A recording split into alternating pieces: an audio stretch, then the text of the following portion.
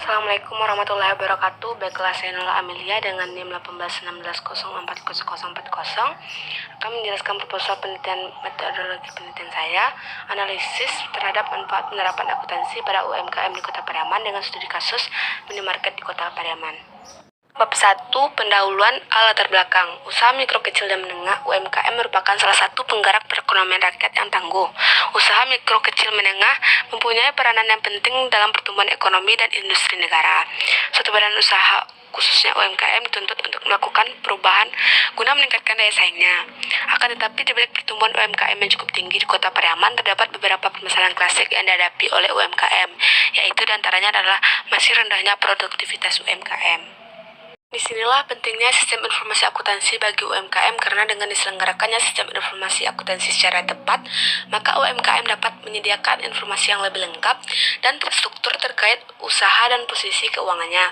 Pada umumnya, UMKM atau khususnya pengusaha mikro dan kecil belum menyelenggarakan dan menggunakan informasi akuntansi secara maksimal dalam pengelolaan usahanya, dalam kurung Pinasti 2001.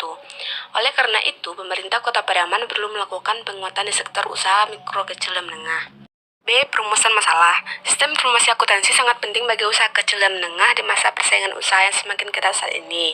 UMKM harus mampu mengelola berbagai informasi perusahaan sehingga dapat menyediakan informasi keuangan yang dibutuhkan oleh manajemen dan pengelolaan perusahaan. Melihat peranan penting sistem informasi akuntansi dalam perusahaan UMKM guna memperoleh keunggulan dan persaingannya, maka melalui penelitian ini akan dianalisis penggunaan sistem informasi akuntansi pada usaha kecil dan menengah pada minimarket di Kota Pariaman. Tujuan penelitian. Penelitian ini digunakan untuk memahami aspek operasional sistem informasi akuntansi yang digunakan dalam pengelolaan perusahaan kecil dan menengah. Tinjauan analisis yang dilakukan berdasarkan jenis perusahaan, skala usaha, umur perusahaan, pendidikan pemilik atau manajer, masa memimpin perusahaan, dan pelatihan akuntansi. Dengan memahami aspek operasional sistem informasi akuntansi, hasil penelitian dapat digunakan untuk melakukan perencanaan yang tepat bagi usaha kecil dan D. Manfaat penelitian. 1. Manfaat teoritis. Penelitian ini diharapkan dapat menambah wawasan dan pengetahuan mengenai sistem informasi akuntansi pada usaha kecil dan menengah yang sedang dikembangkan oleh pemilik usaha, serta juga diharapkan sebagai sarana pengembangan ilmu pengetahuan yang secara teoritis dipelajari di bangku perkuliahan. Yang kedua, manfaat praktis. A. Bagi penulis. Penelitian ini diharapkan dapat menjadi sarana yang bermanfaat dalam mengimplementasikan pengetahuan penulis tentang sistem informasi akuntansi untuk UMKM ke depannya. B. Bagi peneliti selanjutnya, penelitian ini diharapkan dapat memberikan kontribusi dalam pengembangan teori mengenai sistem informasi akuntansi serta pemahaman mengenai UMKM lebih lanjut. C. Bagi pelaku UMKM. Penelitian ini diharapkan dapat menjadi bahan pertimbangan bagi pelaku UMKM dalam hal peningkatan kualitas dalam mengumpulkan, mengolah data keuangan dan akuntansi usaha yang dimiliki agar nanti dapat digunakan untuk pengambilan keputusan dalam menjalankan usaha. 2. Tinjauan pustaka landasan teori. 2.1 Definisi UMKM. UMKM adalah usaha ekonomi produktif yang berdiri sendiri yang dilakukan oleh perorangan atau badan usaha yang bukan merupakan anak perusahaan atau bukan cabang yang dimiliki, dikuasai atau menjadi bagian baik langsung maupun tidak langsung dari usaha menengah atau usaha besar yang memenuhi kriteria usaha kecil. Masalah yang dihadapi usaha mikro kecil dan menengah. 1. Kesulitan pemasaran. Yang kedua, keterbatasan finansial. 3. Keterbatasan SDM. 4. Masalah bahan baku. 5. Keterbatasan teknologi usaha mikro dan kecil di Indonesia. 2.2 Sistem informasi akuntansi. Menurut Turner, Wagner, dan Copeland, sistem informasi akuntansi meliputi proses, prosedur, dan sistem yang menangkap data akuntansi dalam proses bisnis, mencatat data akuntansi ke dalam catatan yang sesuai, memproses data akuntansi secara terperinci, serta mengklasifikasikan, merangkum, dan mengkonsolidasikan, serta melaporkan data akuntansi yang diringkas ke pengguna internal maupun eksternal. Komponen sistem informasi akuntansi. Yang pertama, para pengguna yang menggunakan sistem. Yang kedua, prosedur dan instruksi yang digunakan untuk mengumpulkan, memproses, dan menyimpan data. Yang ketiga, data yang berisikan tentang organisasi. Yang keempat, perangkat lunak yang digunakan untuk memproses data. Yang kelima, infrastruktur teknologi informasi. Yang keenam, pengendalian internal dan prosedur keamanan guna melindungi sistem informasi akuntansi. Selanjutnya, fungsi sistem informasi akuntansi. Yang pertama, mengumpulkan dan menyimpan data. Dua, mengubah data menjadi informasi. Yang ketiga, memberikan pengendalian yang memadai untuk melindungi aset dan data organisasi. Selanjutnya, manfaat penggunaan sistem informasi akuntansi. Yang pertama, meningkatkan kualitas dan mengurangi biaya dari produk atau layanan. Yang kedua, meningkatkan efisiensi. Yang ketiga, berbagi pengetahuan. Yang keempat, meningkatkan efisiensi dan efektivitas rantai pasokannya. Yang kelima, memperbaiki struktur pengendalian internal. Yang keenam, meningkatkan kemampuan organisasi untuk mengambil keputusan. Selanjutnya, tujuan sistem informasi akuntansi. Satu, menyediakan informasi bagi pengelola kegiatan usaha baru. Yang kedua, untuk memperbaiki informasi yang dihasilkan oleh sistem yang sudah ada. Untuk memperbaiki pengendalian akuntansi dan pengecekan intern. Yang keempat, untuk mengurangi biaya klerikal dalam penyelenggaraan catatan akuntansi. Manfaat informasi akuntansi bagi usaha kecil dan menengah. Satu, sebagai dasar yang andal bagi pengambilan keputusan-keputusan dalam pengelolaan usaha. Yang kedua, sebagai pemenuhan kewajiban dan penyelenggaraan pencatatan akuntansi. Yang ketiga, sebagai bahan atau dasar untuk penilaian kinerja perusahaan. Yang keempat, sebagai bahan perencanaan dan pengendalian perusahaan.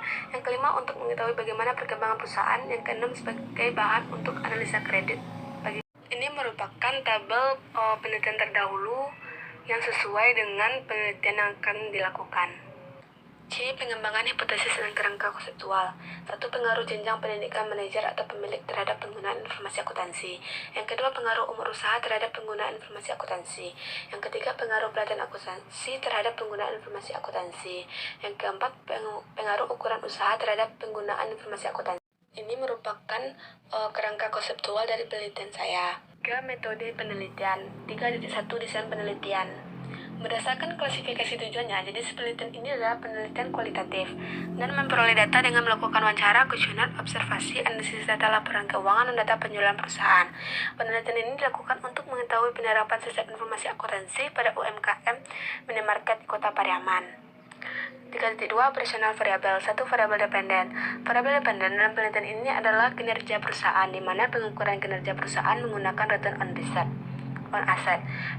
Pengukuran ROA dilakukan untuk mengetahui kemampuan perusahaan dalam menghasilkan laba dengan menggunakan total aset yang dimiliki. 2. Variabel independen. Dalam penelitian ini terdapat satu variabel independen, yaitu sistem informasi akuntansi variabel. Variabel tersebut diukur dengan menggunakan variabel dummy, di mana variabel dummy tersebut memiliki 2 atau lebih district level yang dikodekan dengan angka 0 atau 1. 3.3 Sumber dan teknik pengumpulan data.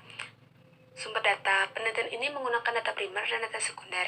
Menurut Sugiono 2016.2.225, data primer merupakan sumber data yang langsung memberikan data kepada pengumpul data.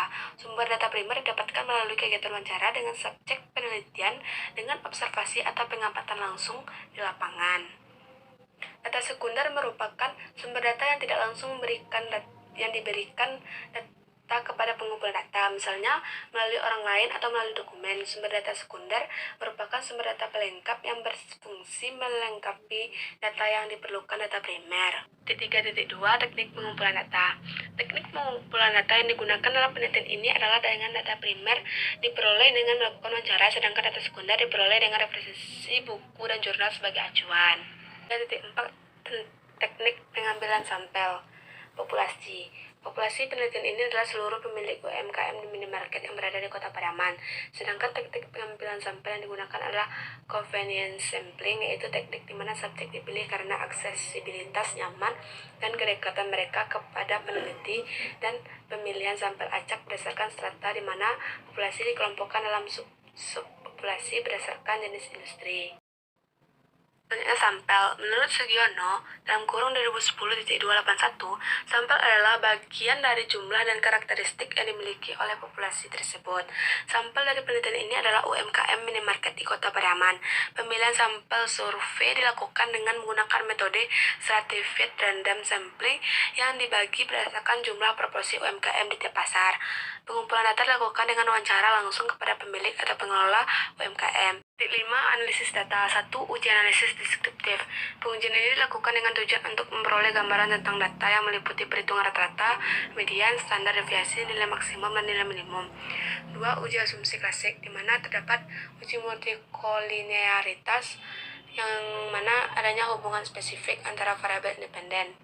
Yang kedua, uji heteroskedastisitas, di mana menguji apakah pada model regresi terjadi kebersamaan. Selanjutnya uji normalitas, menguji apakah dalam metode regresi variabel terikat dan variabel bebas keduanya mempunyai distribusi. Yang keempat, uji autokorelasi,